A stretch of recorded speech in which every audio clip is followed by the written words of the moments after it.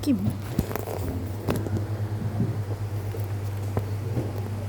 Assalamualaikum warahmatullahi wabarakatuh. Selamat siang Bapak Ibu Guru SMA Negeri 4 Sungai Raya. Yang terhormat Ibu Kepala SMA Negeri 4 Sungai Raya. Yang terhormat Bapak Ibu Wakil Kepala SMA Negeri 4 Sungai Raya. Dan yang saya hormati Bapak Ibu tenaga pendidik dan kependidikan SMA Negeri 4 Sungai Raya. Alhamdulillahirabbil alamin. Hari ini Rabu 22 Oktober 2025, kita masih diberikan kesehatan, kita masih diberikan kesempatan untuk beraktivitas seperti biasanya tanpa kekurangan satu apapun. Bapak Ibu, pendirian saya di sini ingin berbagi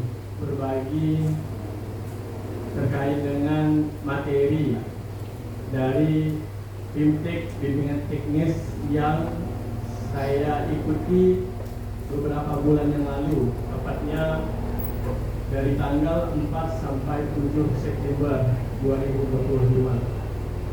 Bukan maksud menggurui, tapi ingin berbagi apa yang sudah saya dapatkan di bimbingan teknis tersebut.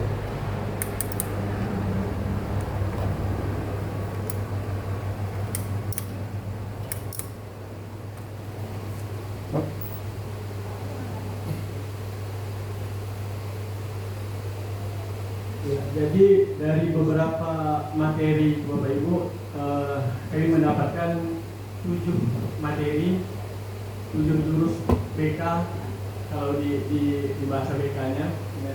Jadi hari ini saya berbagi atau bentuk pengimbasannya menyampaikan satu materi yang akan saya sampaikan pada siang hari ini. Ya. Materinya adalah kenali potensi, di mana tujuan materi ini adalah guru BK dan non BK maupun bukan guru BK mampu membantu murid mengeksplorasi potensi, minat, dan bakat melalui teknik asesmen pendidikan. Seperti tahun-tahun sebelumnya, kita sudah melaksanakan asesmen seperti gaya belajar. Ya Ibu, waktu lagi giat-giatnya kurikulum mereka, kita sudah hampir melaksanakan semua kelas untuk asesmen gaya belajar. Jadi di sini selain gaya belajar, kita mendapatkan 2 materi lagi untuk asesmen. Di antaranya asesmen kecerdasan majemuk dan pengenalan minat bakat. Jadi ada 3 asesmen yang akan kita bahas pada siang hari ini. Lebih spesifik Bapak Ibu, mungkin mengingat waktu, ya, saya pada hari ini ingin menyampaikan satu asesmen yang menurut saya itu sangat krusial, sangat penting, ya, dan ini sudah kita lakukan tiap tahun mengenai pemilihan mata pelajaran pilihan. Ya. Jadi di panduan itu ada panduan dari pemerintah yang dikeluarkan dari tahun 2002, waktu itu masih Kemendikbud, ya, masih Kementerian dan Kebudayaan. Jadi pemerintah sudah mengeluarkan panduannya dari kurang lebih 3 tahun yang lalu, dan ini yang kita pakai sampai hari ini. Tapi selain itu Bapak Ibu, kita juga terbantu dengan satu aplikasi, yaitu aplikasi Aku Pintar, untuk mengeksplorasi minat dan bakat siswa. Ya, contohnya seperti ini. Ya, ini untuk gaya belajar yang tiap tahun sudah kita lakukan tesnya, apalagi waktu kurikulum mereka itu sangat giat.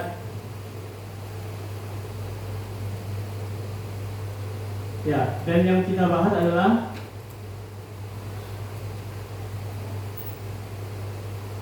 mengenai minat dan bakat yang disesuaikan dengan teorinya John Holland. Di John Holland itu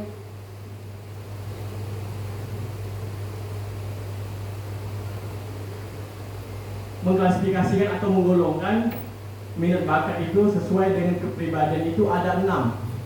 Dan 6 ya, yang disebut dengan reasik. Jadi reasik ini yang nanti akan menggolongkan apakah anak ini dominannya di mapel IPA atau di mapel IPS. Jadi ini juga yang menjadi landasan panduan dari pemerintah tadi. Yang ini dipakai juga sampai sekarang belum ada diperbaharui. Pemerintah juga masih memakai teorinya John Holland ini. Ya, jadi seperti ini, reasik. Kalau di aplikasi Aku Pintar itu bentuk asesmennya mudah, jadi langsung asesmen yang muncul di HP dan hitung-hitungannya pun langsung terkalkulasi di HP. Misalnya anak setelah menjawab beberapa pernyataan dari asesmen tersebut, bisa dilihat tingginya apakah atau dominannya apakah di reasik, investigatif atau dan yang lain-lain, itu langsung muncul kalau di akun Aku Pintar. Jadi bentuknya dia sertifikat seperti ini. Ya. Ini. Ya. Realistiknya 42%, investigatifnya 57%. Jadi kalau di aplikasi Aku Pintar itu otomatis. Tapi yang akan kita coba terapkan hari ini, kita coba memandu yang lewat asesmen dari pemerintah yang melalui lembar asesmen seperti ini, Bapak Ibu. Ini sudah saya print beberapa asesmen atau bentuknya pernyataan-pernyataan yang dipakai pemerintah, ya panduannya sampai saat ini belum diperbaharui. Jadi ini yang nanti akan mengklasifikasikan atau menggolongkan dominan bakat minat anak itu ada di mana. Jadi nanti kita coba praktiknya Bapak Ibu. Ya, jadi kan tadi tujuannya jadi bukan hanya guru BK, guru non BK pun jadi nanti bisa langsung mengasesmen anaknya atau setidaknya wali kelas yang bisa mengasesmen mandiri untuk minat bakat yang nanti bisa menjadi referensi untuk anak apakah cocoknya dominannya ke jurusan IPA atau IPS. Tapi sebelum ke sini Bapak Ibu, izinkan saya menjelaskan sedikit apa yang dimaksud dengan reasik ini.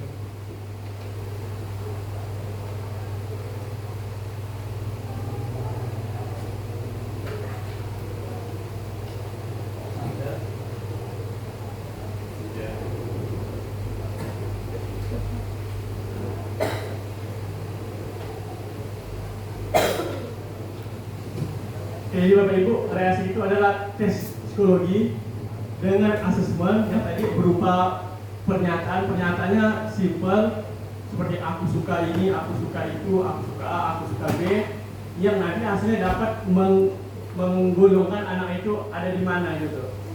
Yang berfokus minat seseorang yang disesuaikan dengan tipe kepribadian. Jadi reasik itu menurut John Holland itu tipe kepribadian Bapak Ibu. R itu singkatan, I singkatan, itu semua singkatan reasik itu. Jadi reasik itu John Holland itu membagi kepribadian seorang itu menjadi 6. Itu reasik.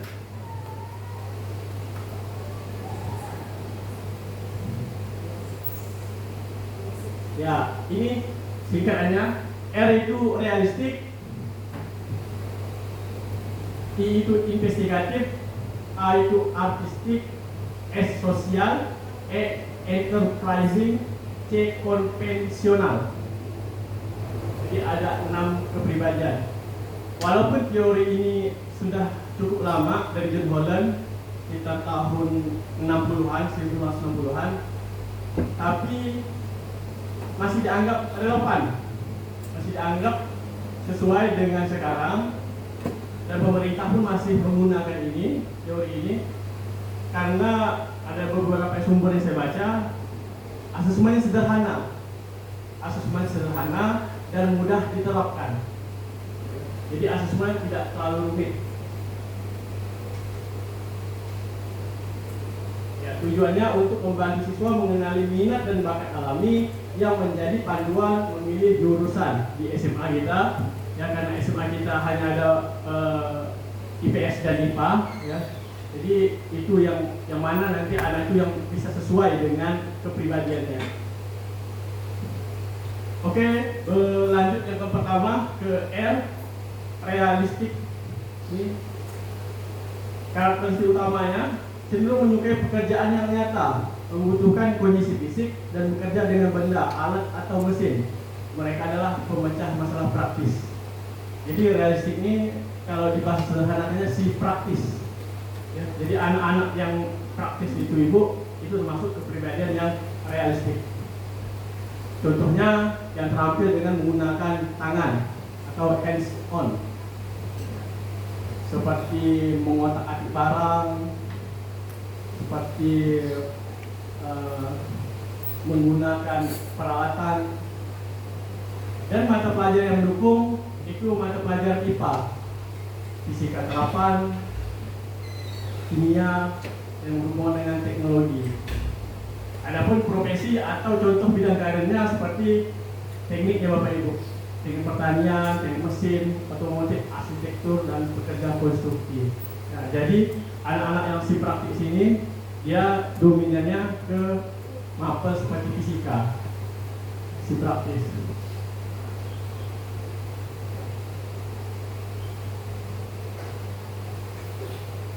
Yang kedua, I, investigatif. Ini bahasa sederhananya adalah si pemikir, investigasi. Ya. Anak yang seperti ini cirinya senang mengamati, menganalisis, dan memecahkan masalah yang kompleks.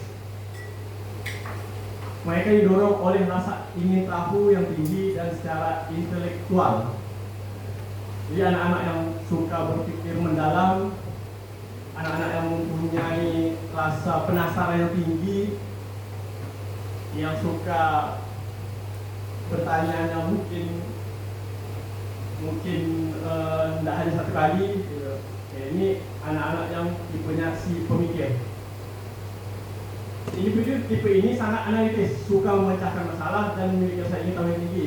Mereka tertarik pada konsep abstrak, penelitian, dan analisis data. Dari si pemikir ini, Bapak Ibu, cenderung atau dominannya ke mapel-mapel IPA seperti kimia dan biologi. Si pemikir. Namun tadi saya mendapatkan ini juga ada baca di salah satu artikel bahwa si investigatif ini juga ada kecenderungan untuk bisa di ilmu sosial, di antaranya yang menyukai ilmu-ilmu hukum. Jadi orang-orang yang senang dengan hukum, dengan sesuatu yang mendalam, investigasi, ya, itu tipe kepribadian yang masuk di sini. Ya. Jadi bukan hanya mapel IPA, tapi kalau anak yang suka dengan hukum, yang suka dengan sesuatu yang lebih dalam, memerlukan analisis yang lebih dalam, investigasi yang lebih dalam, itu masuknya ke kepribadian investigatif, si pemikir.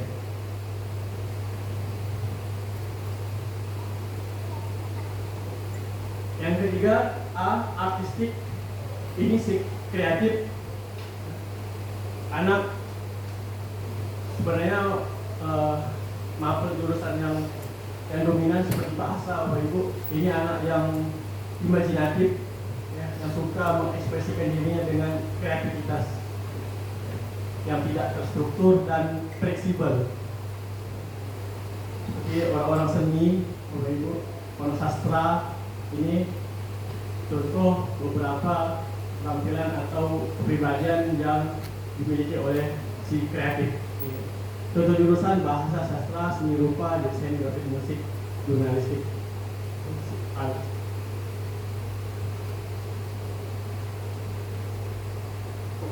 Yang keempat, S, sosial. Ini si peduli, bahasa sederhana ya. Siswa bertipe sosial adalah individu berorientasi pada membantu, mengajar, dan melayani orang lain. Mereka terampil dalam berinteraksi sosial, empati, dan persuasif. Jadi kalau tadi yang di atasnya IPA-IPA, sekarang udah ke bawahnya bergeser ke yang mapel-mapel atau kepribadian dengan karakteristik sosial yang kemampuan interpersonalnya kuat, memahami orang lain, menawarkan bantuan, dukungan, bisa menjadi motivator bagi lingkungan sekitar. Jurusan paling sesuai, IPS bahasa, serta pendidikan dan psikologi.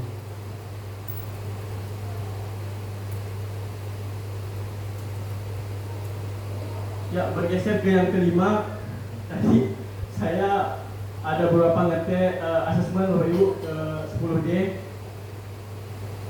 Ini salah satu kepribadian yang jarang yang ada pada anak sekarang, Bapak Ibu. Jadi di satu kelas itu ada yang nilainya kosong presentasinya, Bu. 0 presentasi di kepribadian interpersonalnya.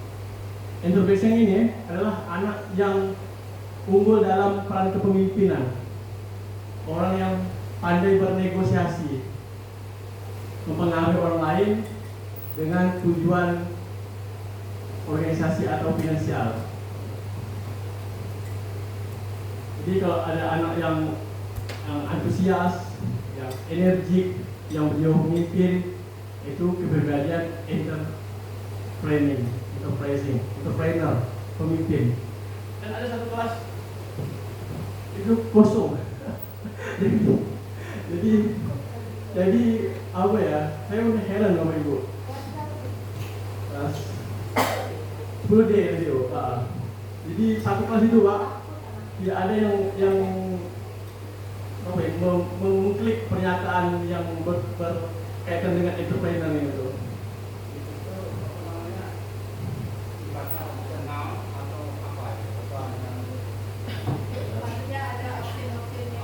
Ya, maksud gimana?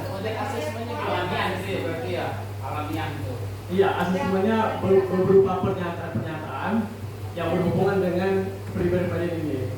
Tapi coba satu contoh pernyataan itu kayak mana yang disebutkan? Ya, ada asesmen hasil atau kaitan.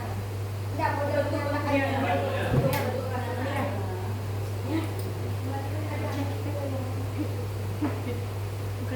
Contoh, aku suka mengulik peralatan. Jangan di file aja enggak? Ya. Kalau yang di file yang di Aku Pintar itu langsung dari aplikasi anak dulu. Jadi kita dulu tidak bisa kita. Contoh asesmennya berupa pernyataan. Contoh seperti ini, aku suka mengulik peralatan. Berarti peralatan masuk ke realistik.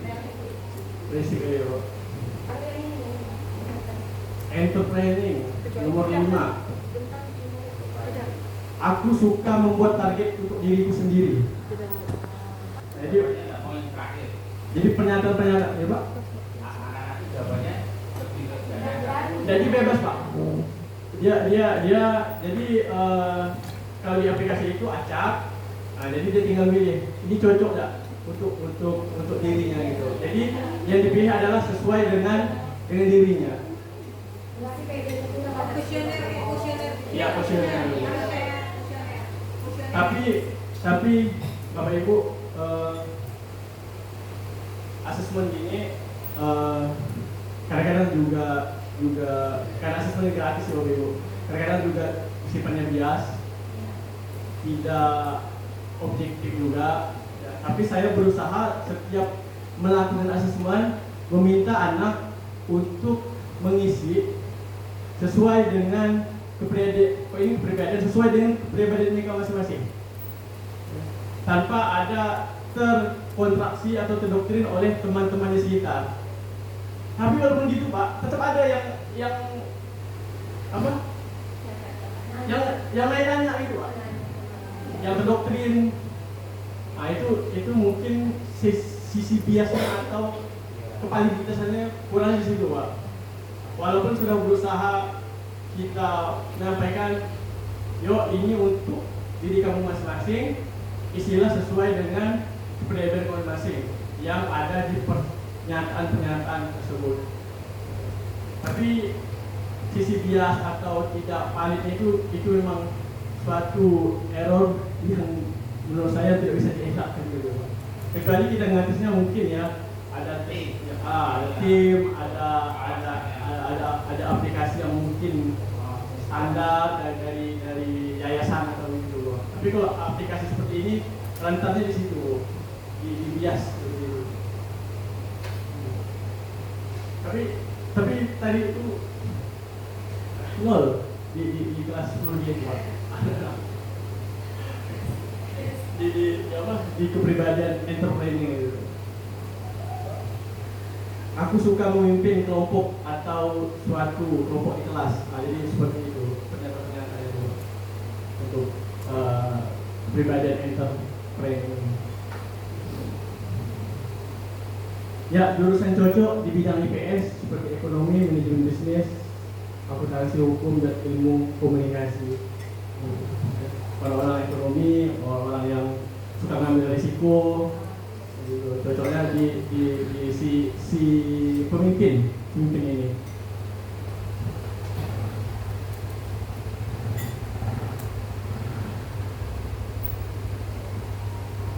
Yang terakhir C, konvensional si teratur. Si teratur ini mungkin kebalikannya ya dari si pemimpin. Kalau si pemimpin itu suka mengambil risiko, suka tantangan, teratur ini dia orang yang sudah mengikuti aturan atau standar yang ditetapkan. Main aman, main di zona nyaman. Tapi positif teliti, hati-hati dalam bekerja.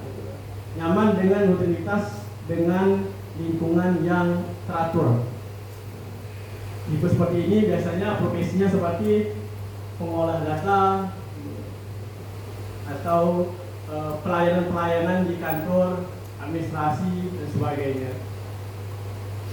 Fokus untuk mapelnya seperti akuntansi, jurusan administrasi perkantoran kalau yang di SMK. Jadi kalau anak-anak yang disiplin, yang teliti, yang terstruktur, ini tipe kepribadiannya yang profesional atau simulator. Tapi Bapak Ibu, poinnya adalah di dalam tes John Holland ini, tes kepribadian ini, artinya kita hanya memberikan data referensi yang mana kepribadian yang dominan terhadap anak tersebut. Jadi contohnya, jika anak memiliki kepribadian realistik, bukan berarti dia tidak memiliki kepribadian seni atau art. Dia memiliki art, tapi yang hasilnya presentasinya beda, Bapak Ibu. Jadi kalau di Aku Pintar itu sudah otomatis.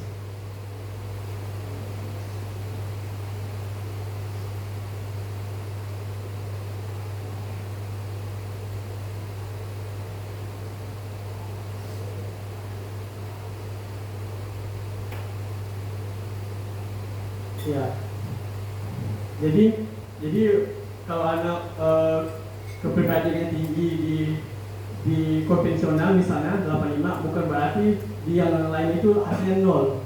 Tidak, dia ada juga minat dan bakatnya di situ, tapi mungkin rendah, tidak setinggi yang konvensional.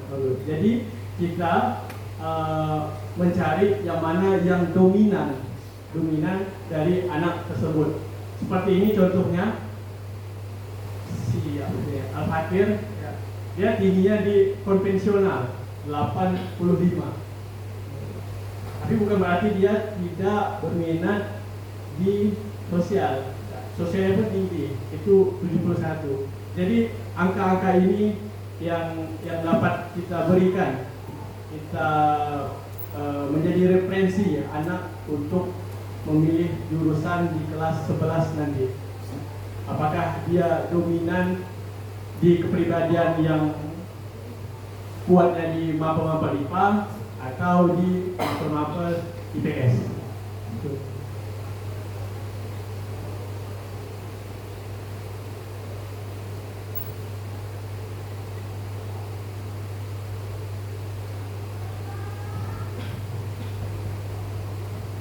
Ya, tujuannya Bapak Ibu ya, tujuan nanti yang kita akan kuasai adalah terampil menerapkan asesmen sederhana ini, reasek ini, untuk mengakomodasi represensi potensi, minat dan bakat murid dalam pembelajaran dan orientasi karir.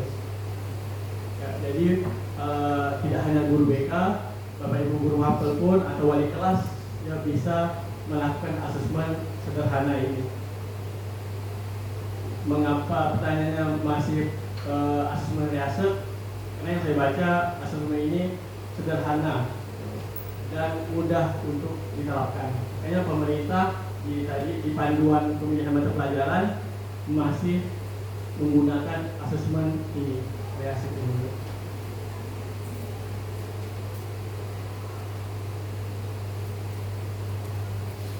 Tapi sebenarnya ya Bapak Ibu, apalagi Bapak Ibu guru mapel, ya sebenarnya dilihat dari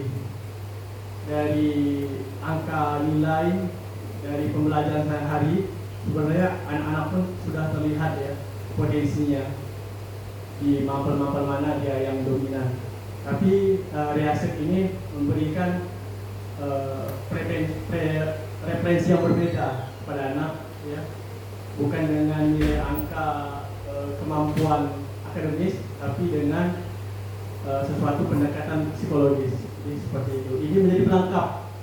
Kalau di nilai raportnya udah ketahuan nilai ini yang tinggi-tinggi, jadi reasek ini sebagai pelengkap untuk anak memantapkan dirinya di kelas 11 itu mengambil mapel-mapel yang sesuai dengan minatnya. Ya, kalau di kelas jadi seperti ini udah di kalau di aku pintar dia sudah langsung presentasi per persennya itu sudah dikelola per siswa.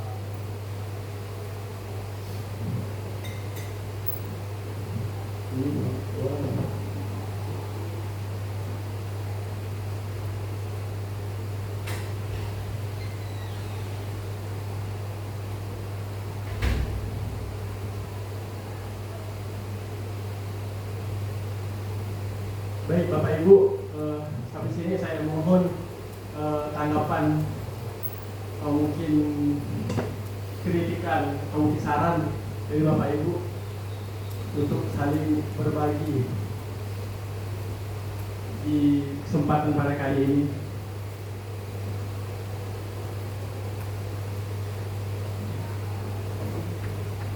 Sebelum nanti kita mempraktikkan atau mengisi ya Bapak Ibu, mengisi lembar asesmen yang panduannya dari pemerintah, dari Kemdikbud yang dikeluarkan pada 2022. Kalau di Aku Pintar itu cukup ribet daftarnya, pakai nomor HP, pakai email atau baru Pak. Dari pakai. Ribet. Kadang-kadang juga belum satu hari itu kadang-kadang belum di-approve sama mereka. Kalau udah cepat sih cepat ya. Kadang-kadang anak-anak itu satu hari biasanya baru di-approve. Jadi kita gunakan yang panduan dari pemerintah untuk asesmen hari ini. Bapak Ibu mohon tanggapan kritik. Oke, Bapak Ibu gimana? Tadi kita sudah dengarkan bersama nih, baik-baik. Cek. Baik Bapak Ibu, gimana, ada tanggapan dari apa yang disampaikan oleh Pak Luki berkaitan dengan melakukan asesmen minat bakat potensi murid ya. Jadi dengan menggunakan riasek Ceknya gimana? Riasek begitu kan. Jadi rupanya itu merupakan suatu akronim ya. Kita lihat tadi akronim dari R-nya apa Bapak Ibu? Realistik.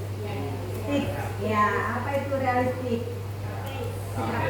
Si praktis. Nah ini keren nih, hari ini kita dapat si praktis, ada I-nya investigation, investigatif ya, si pemikir, ada artistik, si kreatif, sosial, S-nya sosial, si peduli, E-nya enterprising, si pemimpin, ada konvensional, teratur. Nih pasti kita kalau menggunakan ini, maksudnya gini ya, kan ini udah dilakukan Pak Luki ya.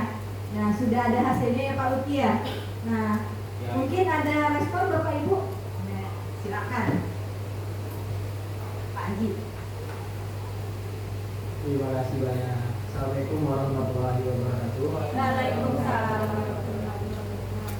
Terima kasih Pak Luki atas pemberian berbagi praktik baiknya, dan Riasek ini untuk penjurusan atau bahkan untuk kita mengetahui kepribadian dari siswa ini, karena objeknya itu adalah siswa.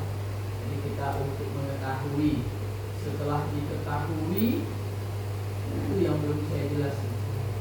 Setelah diketahui anak itu si pintar, si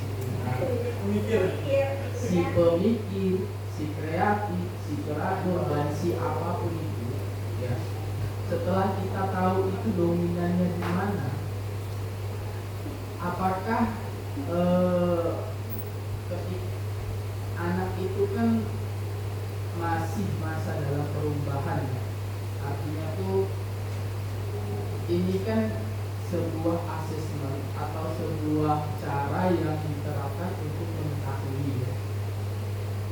Dan istilahnya tuh kalau menurut saya, apakah bisa juga, yang pertama itu adalah feedbacknya.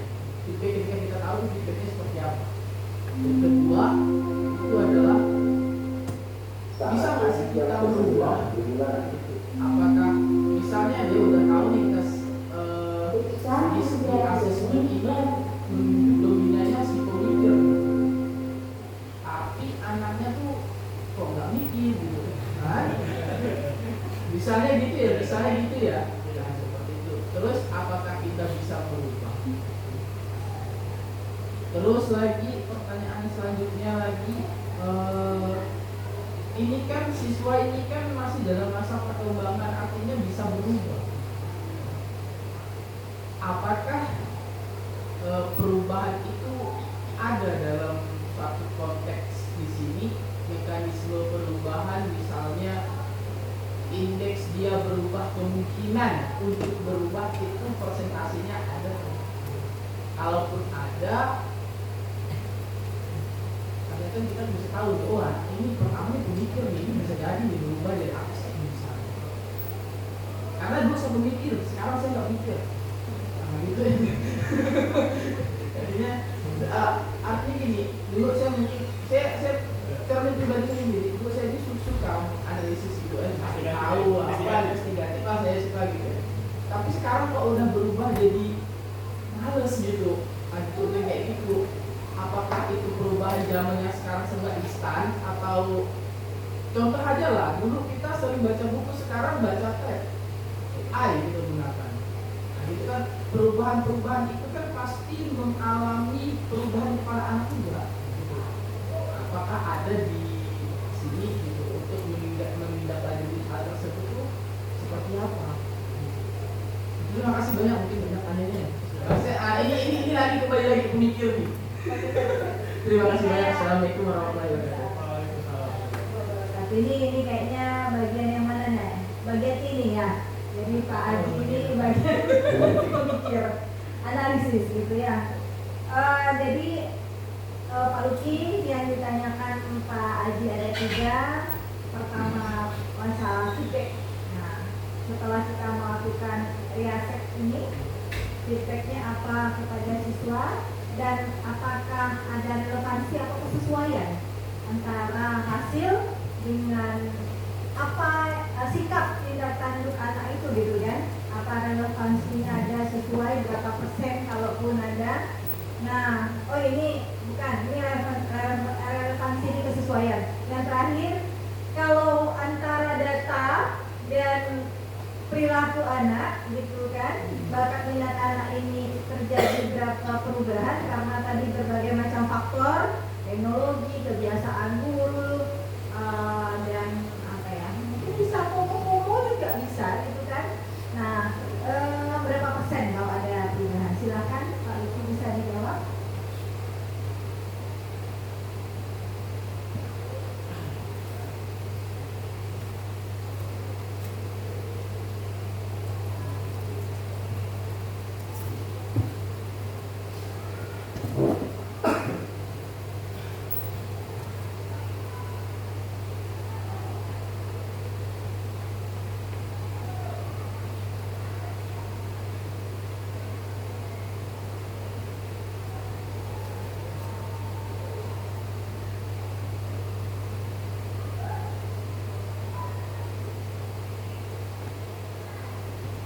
Baik, izin Pak Aji menjawab pertanyaan yang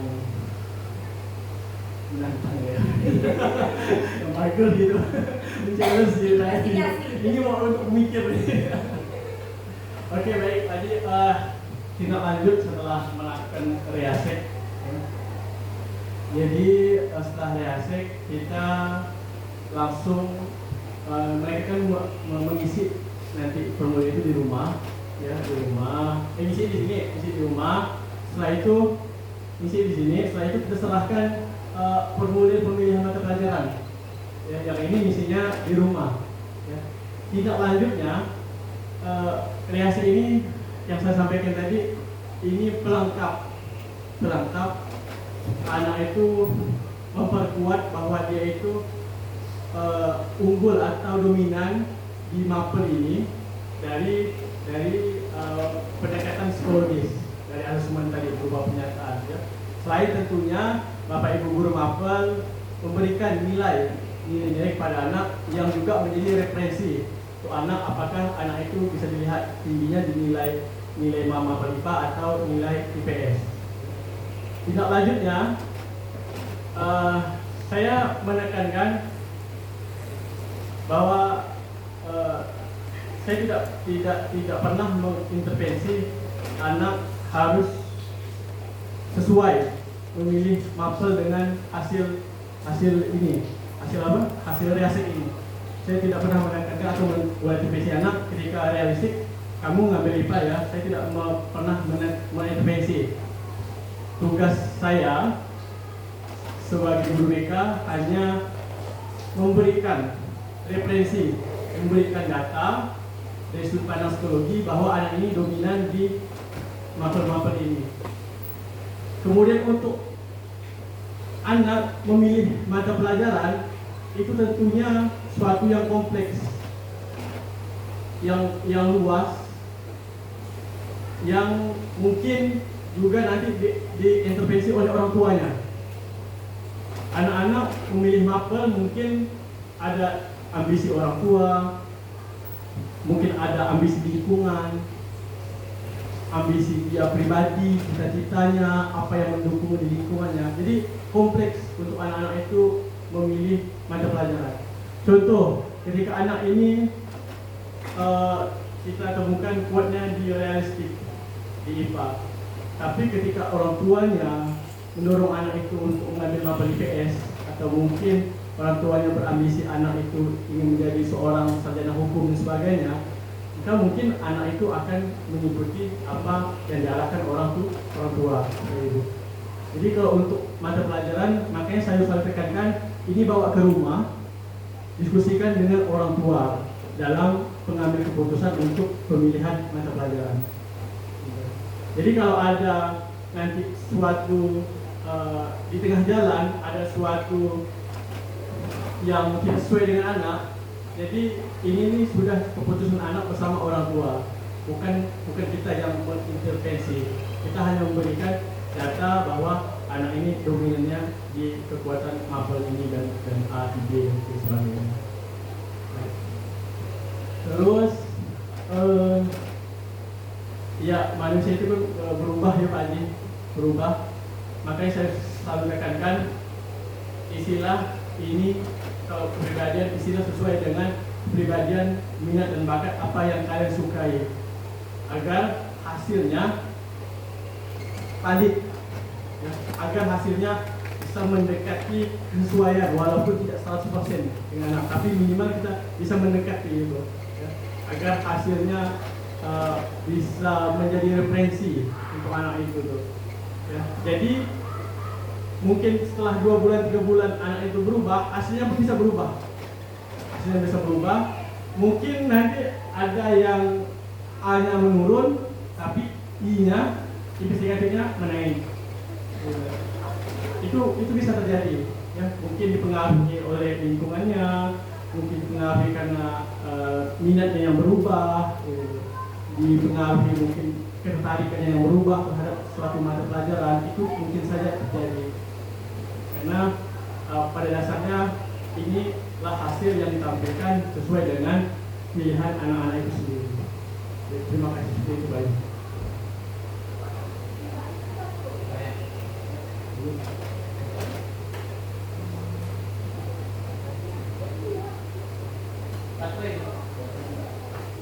Terima kasih kesempatannya. Bismillahirrahmanirrahim. Assalamualaikum warahmatullahi wabarakatuh. Ya, alhamdulillah ya Pak Luki bisa memberikan presentasi atau diseminasi terkait dengan materi PBK. Memang ini sangat menarik ya Pak Luki. Selamat Pak Luki ya. Saya ada beberapa sekolah ya, ada 3 sekolah yang pernah saya ikuti. Itu melompok PBK-nya itu kan tidak inovatif, tidak kreatif. Jadi Pak Luki sudah kreatif, kemudian berusaha untuk menciptakan perubahan. Ini kalau kita Pak Luki itu apa ya dalam hal ini? Apa sosial, investigatif, masuk semua, memikir masuk IPA ya. Ini data seperti semua. Semua dominan semua. Iya, apa seknya? Oh ya, sek. Ya, jadi masuk ya. Artistiknya bahkan Artistik jangan diragukan. Iya. Jadi alhamdulillah ya. Jadi dulu kita juga sempat diskusi ya Pak, soal tentang cita-cita kita supaya ada investigasi terkait ini. Hanya ini Pak Luki kendalanya ya. Mungkin yang menjadi problemnya ini kan terkait dengan semua itu pasti ada keterbatasan ruang ya. Terutama kita bisa mengajak sendiri anak-anak yang di IPA. Kemudian mungkin selama perkembangan itu bisa ketahuan ya, ini kayaknya seperti IPA. Tapi karena IPA-nya kurang, dan sebagainya, tariklah kita satu masuk ke IPA. Itu jadi kendala kalau kira. Nah, sehingga tapi bagus kayak ini, walaupun tidak maksimal ya. Hanya ini yang perlu perlu disadari kita bersama menurut saya. Karena sekolah Pak Luki sudah memberikan cara bagaimana menspesifikasi kepribadian anak. Kemudian kita sebagai guru tentunya kan mencoba untuk membangun ya, agar harapan anak-anak terhadap minat dan bakatnya terrealisir. Nah, biasanya ini yang terbentur pada ketersediaan prasarana dan sarana, dan mungkin juga kesibukan kawan-kawan yang melebihi dari beban yang ada, sehingga target orientasi atau passionnya dari kita itu tidak terlampiaskan secara maksimal. Nah, contoh misalnya kayak Pak Haji, pengen ya musiknya itu sehebat yang dibayangkan, tapi begitu masuk kepada materi sarana, akhirnya apa yang dia passionnya itu tidak tersentuh, ya kan? Nah, pemerintah sih sudah membuat 7 kebiasaan hebat. Itu salah satu menstimulir agar fondasinya tidak luntur oleh karena HP tadi. Mungkin AI, nah, itu digunakan melalui 7 kebiasaan hebat. Hanya begitu itu sudah kita lakukan, karena kita ingin mencari atau membangun dari 6 poin dari reaksi kebentukan ini. Nah, itu kita lakukan di saat pembelajaran. Nah, pembelajaran terbentur pada tadi masalah ruang.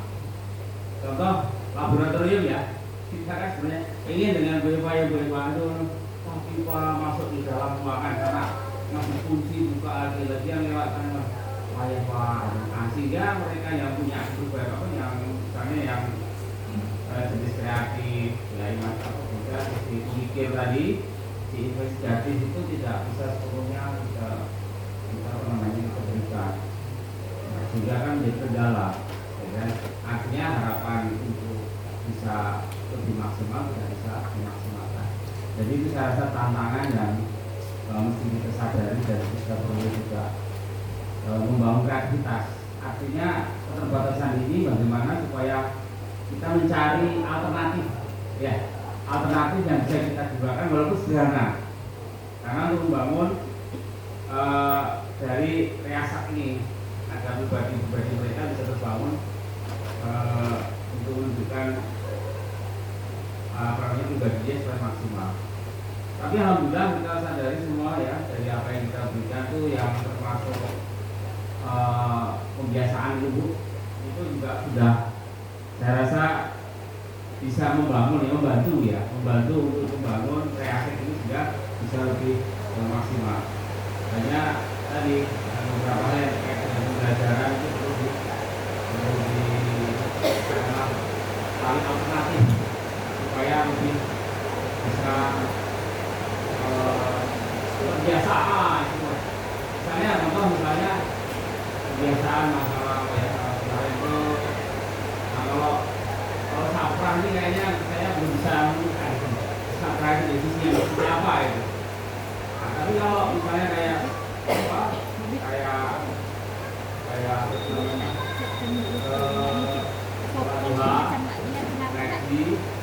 itu bisa muncul ya mereka berkawan kemudian lingkungan itu bisa hanya perlu revitalisasi dari supaya kebiasaan budaya itu muncul kan kemarin kalau kita hanya bisa rasa bisa.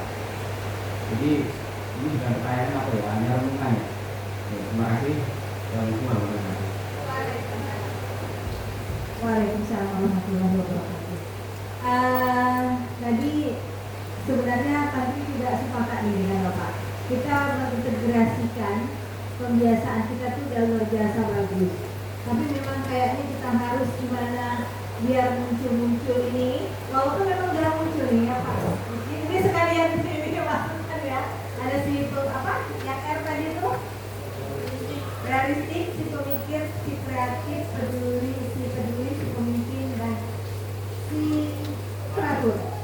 Nah, ini gimana ini dengan kegiatan budaya positif kita, contoh Bestari lah nih ya, yang country biasa lihat. Mohon maaf Pak Uki ya, sekalian yang Bestari itu kan Pak, biasanya kita tuh progresnya tuh nggak kelihatan, betul kata Bapak salah kan, yang Bapak lihat tuh apa sih yang kita tangkap dari kebiasaan itu gitu kan, detil anaknya itu gitu kan, sikap-sikapnya gitu kan.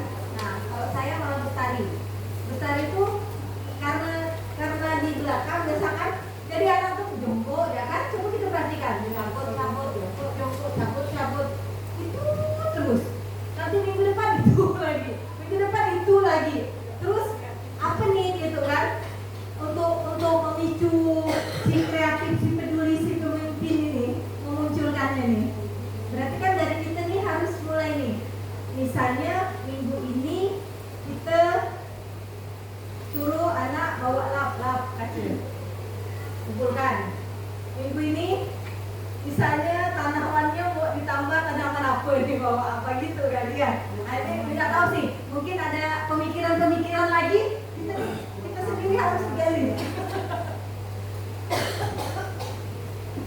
Terima kasih Bu Tantri. Saya sepemikiran dengan Bu Tantri dan baru saja saya itu terlintas apa namanya?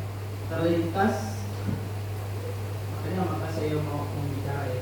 Jadi terlintasnya gini, kalau kita bestari dulu tuh karena kita ada ini, ada goalnya. Goalnya itu adalah dulu itu kita tuh pertamanya ya Bu ya. Dulu ya. Ini saya juga merasakan dulu kita sebagai saya juga sebagai wali kelas dari kelas 10 sampai kelas 12 dengan anak yang sama, dengan anak yang sama. Terus kita juga dulu itu bestarinya, saya anggap itu bestari ya, kelas. Jadi itu kelas kita tuh juga kita tuh punya ornamen-ornamen tersendiri, bukan hanya untuk dilombakan gitu, tapi punya kelas itu punya identitas sendiri lah gitu. Jadi ketika kita masuk di kelas dulu, maaf ya, di PS1 itu kita udah pasti tahu identitasnya, oh anak ini kelasnya gini, oh pasti udah kita di PS1 ya gitu juga Bu Ana ya dulu kita ya, kalau ke IPS 2 ya IPS 2 punya identitas sendiri untuk kelasnya.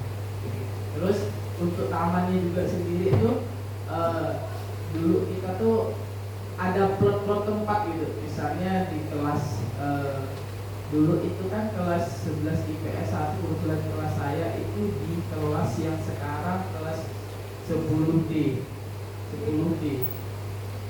ya, D, dulu saya 10D kelas 11 ya. Jadi itu pinang, sempat juga saya ngomong sama Bu Ana kemarin tuh, rasanya pinangnya apa yang kita yang biar buku kita cat bilang pakai baju ini udah besar Bu Ana ya, pinangnya tak bilang gitu. Jadi itu artinya tuh kita buat ada goalnya gitu, artinya ada progres yang kita lihat dari fisik itu namanya. Terus perubahan anak juga pasti ada di situ, karena saya ngalamin maksud perubahan anak tuh ya, anak yang malas gitu ya, maaf ya, anak yang malas bergerak tuh karena kita minta lah ya, karena ada goal di situ, itu gerak ya. Jadi apa namanya, ada perubahan secara fisik, kita bisa melihat lebih baik di belakang itu tamannya, di depan juga sama. Dulu ada model juga kayak taman juga kursi-kursi gitu ya. Jadi bestari itu kelihatan bestari. Ini bukan menambah hidup berwali kelas, tidak ya, tidak. Tapi kita hanya konsepnya adalah berbagi, karena menurut kita tuh memang yang baik itu ya tetap nilai yang baik ya kan, bukan artinya sekarang kurang baik atau tidak baik, tidak ya, tapi artinya itu yang baik itu ya kita ceritakan baik ya, yang tidak baik ya untuk kita terang aja masukkan dalam forum. Tapi kan sebenarnya tidak ada konsep tidak baik atau konsep tidak, semuanya baik. Tapi ya kalau kita berbagi ya seperti ini, kita pasti kita melihat suatu konsep perbandingan dari mana perbandingan itu untuk menemukan ide-ide baru yang ide-ide yang lebih baik mungkin ke depannya seperti itu. Kalau kita temukan dari bestarinya itu sih, ini terlintas aja sih Bu tadi ke kepala saya, makanya saya langsung angkat tangan dulu. Pak Bu Ubud juga ya, Bu Ubud dulu kita ya. Karena dulu tuh Bu Ubud kelas 3, saya kelas 11 gitu. Terima kasih banyak. Assalamualaikum warahmatullahi wabarakatuh. Waalaikumsalam warahmatullahi wabarakatuh. Ya, apa namanya? Jadi memang kita sendiri kayaknya yang harus apa yang memacu gitu, menggali ide-ide. Bukan kita sih, kita letakkan ke anak lah, misalnya Pak Uci, seperti kita bertanya, coaching gitu kan, ke anak. Dengan melihat keadaan kelas kita ini apa lah ya yang kurang ya gitu kan, mulai dengan pertanyaan-pertanyaan reflektif yang menggali berpikir anak juga gitu. Nah dengan pemikiran mereka jadi jangan gitu, apa nih kita tak punya ini, kita tak punya ini. Ujung-ujungnya pasti mereka merasa kita tuh menuntut gitu kan, kita tuh memaksakan. Tapi coba kita kasih satu pertanyaan besar. Nah itu mungkin Pak Luki, ini saran. Silakan Pak Luki, mungkin pertanyaan Pak Dodi dijawab. Masukkan. Ya berarti ini sinergi apa sih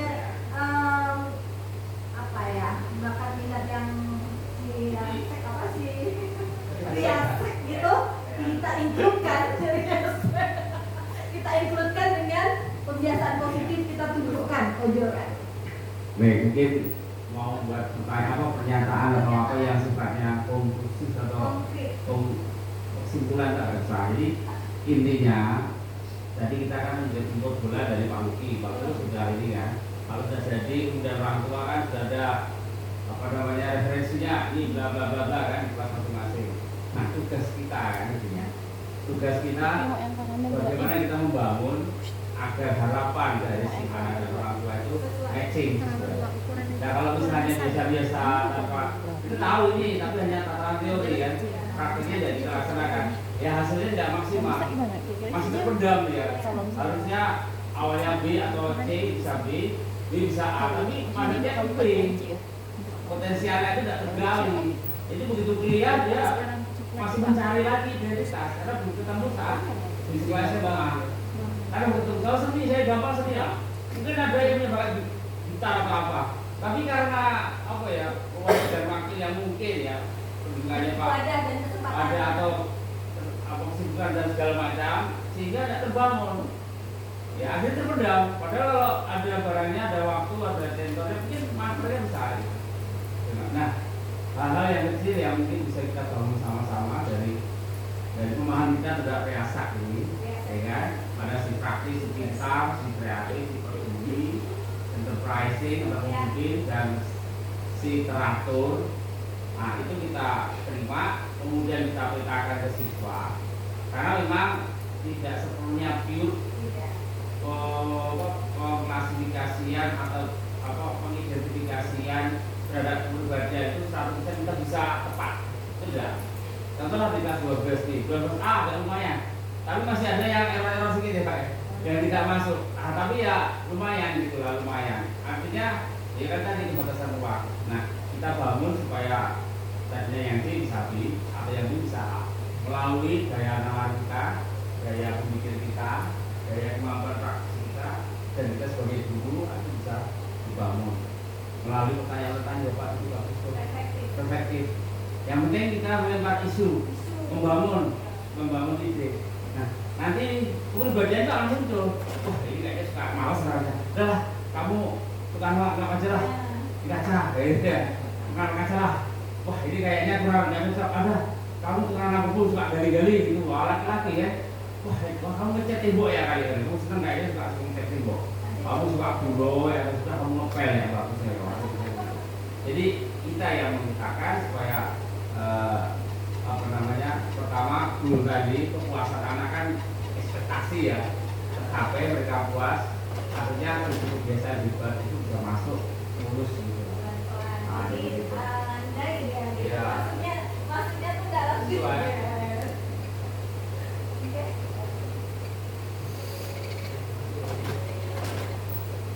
Terima kasih Bapak Ibu, Agi, Pak Joni yang telah memberikan tanggapan, masukan, saran.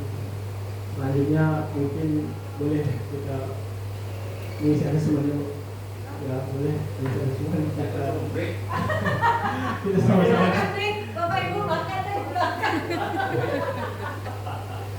Yang jambu, yang jambu. Masih ada nasi. Ada jambu pahit. Agar nanti sama-sama nanti kita ketujuannya kita sama-sama bisa mengasesmen anak dengan asesmen yang sederhana.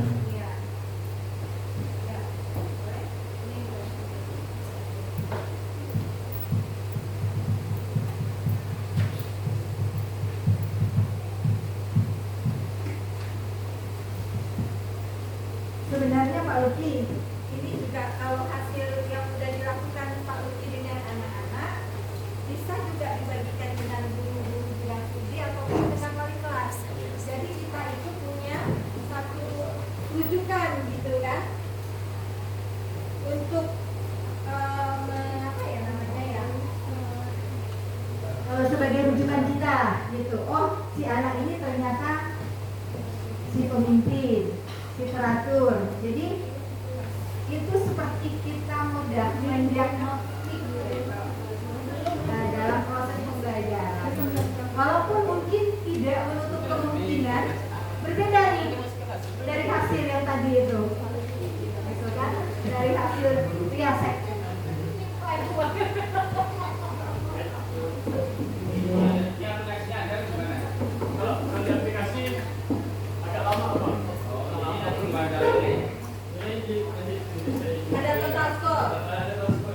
Ini Pak ada total skornya. Mungkin kalau skornya berapa tuh Pak Lucky? Yang apakah nomor 1, nomor 2 yang Ya. Kalau total 8. ini dulu Pak. Yang ini dulu Bapak Ibu, yang pernyataan yang banyak, yang 42 pernyataan itu. Ya Bapak Ibu silakan Bapak Ibu isi pernyataan yang ada. Ya. Kita sebagai siswa jadi kita tahu nih. Ini yang diisi siswa dan hasilnya. Ya, kita isi. Sambil mengisinya Pak pemetaan minat bakat dan aspirasi siswa ini, kenapa kadang cenderung siswa ini takut untuk mengisi? Kadang ada tantangan untuk berbicara jujur di kuesioner tertutup ini. Yang tergolongnya ke dalam kuesioner tertutup yang jawabannya itu sudah ditentukan antara 1 sampai 5, misalkan skala. Itu juga berpengaruh ya mungkin ke pengisiannya. Kenapa tadi masih ada anak yang dia minta jawaban ke temannya, dia nanya jawaban ke rekan yang lain, karena masih ada rasa khawatir ketika dia mengisi dia akan salah mengisi, dan kekhawatiran itu timbulnya akibat rasa takut. Jadi dia tuh takut ketika dia mengisi salah dia akan mendapat impact gitu, dari entah itu dari yang melaksanakan asesmennya atau dari gurunya, wali kelasnya. Nah, ketakutan itulah yang mungkin bisa kita redakan agar si anak ini sebisa mungkin ketika mengisi kuesioner dia bisa mengisi secara objektif sesuai dengan apa yang dia rasakan ya. Contoh di sini kan ada yang pertama, aku suka mengulik peralatan. Nah, ketika murid itu percaya diri dan tidak merasa ada tekanan, dia akan bisa menjawab dengan objektif. Tapi ketika murid ini masih merasa takut salah nih, maka dia bisa mencari jawaban ke temannya. Kenapa mencari jawaban ke temannya? Karena dia akan merasa aman ketika ada kawannya ya. Jadi ketika kawannya salah, dia pun salah, dia nggak takut karena ada kawannya gitu. Walaupun sama-sama salah gitu. Ketimbang dia mengisi sendiri, ada potensi benar atau salah, ketika salah dia akan merasa takut itu. Nah, mungkin bisa kita ngobrolkan lebih dalam soal bagaimana kita melaksanakan sesuatu ini, mungkin dari hal-hal tersebut. Menurut saya soal riasek ini, saya terima kasih Pak Rizky sudah mengingatkan, tapi saya sebelum memberikan ini ke anak juga memberikan hal Pak Rizky. Salah satunya tadi berkenan tadi bahwa ini tidak ada berkaitan dengan nilai apapun ya. Saya sampaikan tidak ada kaitan dengan nilai apapun, salah benar, ini hanya untuk mengukur kepribadian kita masing-masing. Terima kasih Pak Rizky. Mungkin nanti kita bisa tegaskan lagi.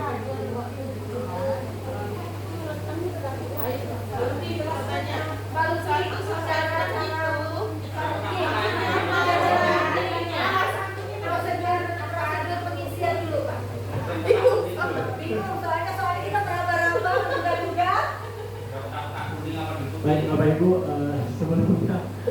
sebelum mengisi juga saya melakukan pengantar kepada anak-anak kita. Yang pertama, asesmen ini tidak ada berkaitan dengan nilai apapun. Jadi ini murni untuk mengukur minat bakat sesuai dengan kepribadian mereka masing-masing. Jadi agar hasilnya objektif, isilah sesuai dengan apa yang mereka sukai, Bapak Ibu. Terus teknisnya beri tanda tentang di kotak yang sesuai bila kamu setuju dengan pernyataan di bawah. Contohnya, aku suka mengulik peralatan. Kalau kita tidak suka, lewatkan kotaknya itu. Jadi semua ini ya. Tidak, Pak. Aku suka mengerjakan puzzle. Oh, suka tentang di kotak yang puzzle itu. Puzzle itu di kotak nomor 2. Berarti betul ya Pak, kalau kita tidak suka, mereka misalnya tidak perlu diisi. Iya, tidak perlu diisi. Berarti gini, kecenderungannya 1 itu R gitu ya? Iya. Gitu kan? Kalau 1 itu R, kecenderungan 2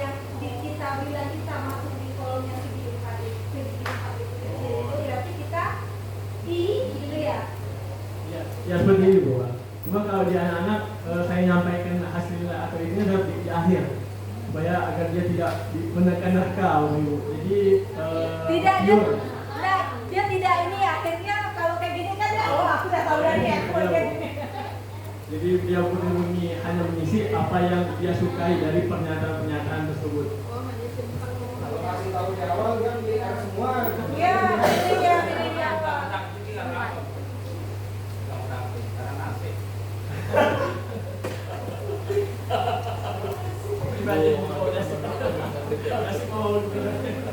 Kasih ya. Dulu tuh udah beda Apa, Pak? Dulu kan beda ya saat itu. Dulu kan beda saat. Mainan di dalam saya.